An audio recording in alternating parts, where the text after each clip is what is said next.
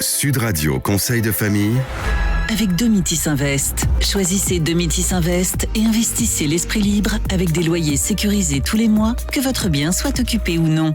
Bonsoir à toutes, bonsoir à tous. Bonsoir Stéphane Moller. Bonsoir Olivier. Associé au sein du cabinet VIA. La semaine passée, on répondait à Hélène qui nous demandait, rappelons-le, conseil pour organiser un prêt entre membres de sa propre famille.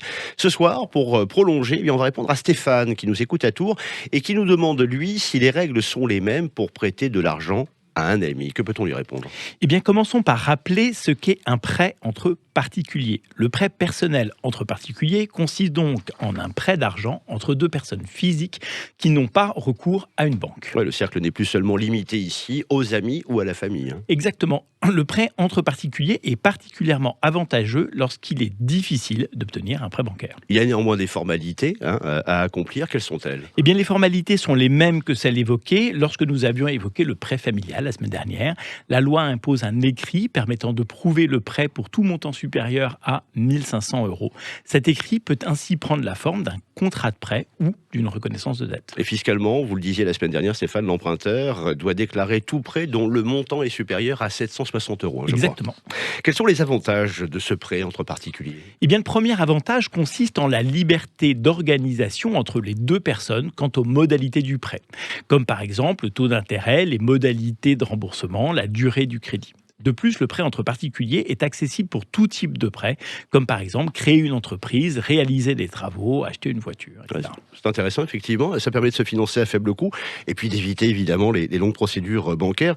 Et j'imagine toutefois qu'il existe des limites, Stéphane. Oui, comme dans tout contrat, il existe des avantages et des risques. C'est notamment le cas pour les personnes inscrites au fichier des interdits bancaires de la Banque de France ou qui ont déposé un dossier de surendettement. Les banques leur refusent un crédit car elles ont accès à ces informations, mais les particuliers n'ont pas accès à ces informations et sont donc susceptibles de se prêter de l'argent ou de prêter de l'argent à des proches insolvables sans avoir parfaite connaissance du profil du débiteur. Oui, de ce point de vue, le prêt entre particuliers n'exonère en rien, bien évidemment, le prêteur du besoin de faire attention à la qualité de son débiteur. Il faut toujours faire attention à qui on décide tout simplement de prêter son argent. Mais que se passe-t-il justement en cas d'insolvabilité du débiteur, Stéphane ? Eh bien, c'est évidemment là que les choses se compliquent. Les procédures sont exactement les mêmes que pour les établissements financiers. Il convient d'adresser au débiteur une mise en demeure, puis un commandement à payer. Et si nécessaire, les modalités de remboursement du crédit pourront être réaménagées. Et en dernier recours, il faudra faire appel au tribunal d'instance ou au tribunal de grande instance, selon les montants qui auront été prêtés. Merci pour cet éclairage précieux encore un. Merci Stéphane Moller. Merci à vous Stéphane qui nous écoutez à Tours. Et comme Stéphane, toutes vos bonnes questions sur le blog de Conseil de famille. Conseil au pluriel, -de-famille.com. On se retrouve demain. À demain Olivier. À demain. C'était Sud Radio Conseil de famille. Avec Domitis Invest. Choisissez Domitis Invest et investissez l'esprit libre avec des loyers sécurisés tous les mois, que votre bien soit occupé ou non.